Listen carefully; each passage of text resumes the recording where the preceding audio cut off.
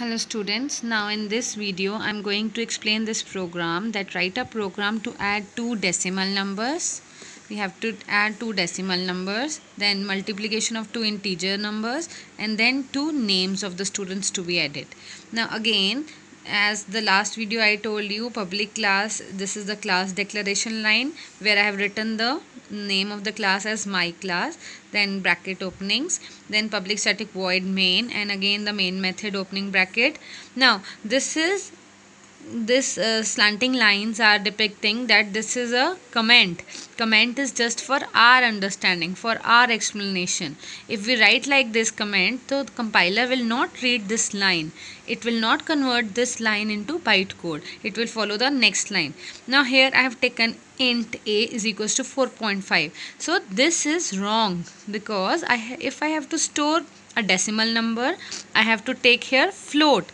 That float and double are two data types to handle the decimal values. So int, if I write here, is wrong. So the statement will be float a is equals to 4.5. This is the correct statement. Same way, if I write here int and I am storing a decimal number, it won't be possible. So I have to take again float b is equals to 7.9. The values you are taking, it is as per your need. I am just taking an example of 4.5 and 7.9. These two values are given to A and B. Again I am reminding you that this is known as assignment operator. Equal to sign is known as assignment operator. Then again, if I want to store the result of two decimals, that means output will also become as decimal number. So again, if I take here int, that will be wrong. I have to take float or double for storing the result of these two values addition. Again, the SOP statement, that is system.out.println, system as capital, then in round brackets, inverted commas. If I want to write any heading for user, I am writing decimal add is equals to plus. Here is to join two things. So here you can write anything, either decimal addition of two numbers, result is equals to, it is as per your choice, right? Because this is the heading which user will get to see on the screen. Then in C variable we have the result, so we are displaying this result on the screen. Next part of the question was I have to add two integer values or to multiply two values. Now again I am taking int d here. This is int type. I am giving it correct value. Again a 9 data is taken to and assigned it to e variable, again of int type. This part is declaration. This part is initialization. Initialization means that giving a value to this variable. Initialization means initial value is given to a variable. Maybe afterwards you can change the value, but one value is assigned to this variable now.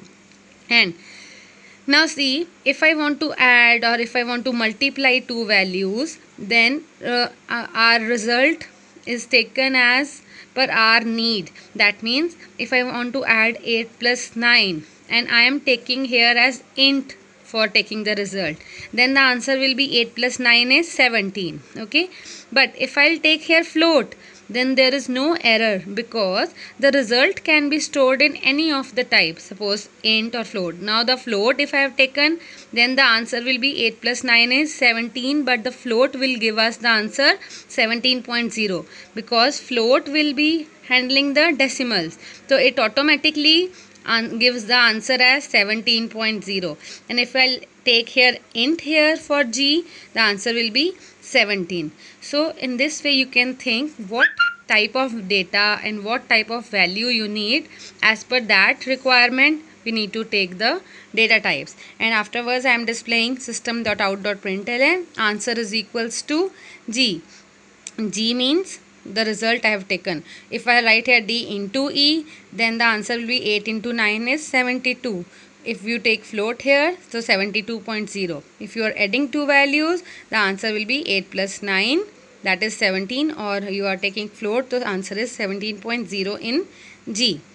Now the third part is I have to add two names of the students. Let's suppose I have taken here n1 variable. This is of string type. So I have given the value Kumar. Now as it is a string data type, the value for string variable must be given in inverted commas. Always a letter which is type of string or word or number. If you are taking it as a string variable, it will be gone in inverted commas. Again, I am taking the next variable n2. This is again of string. Suppose second student name is Veer. This is again to be given in inverted commas.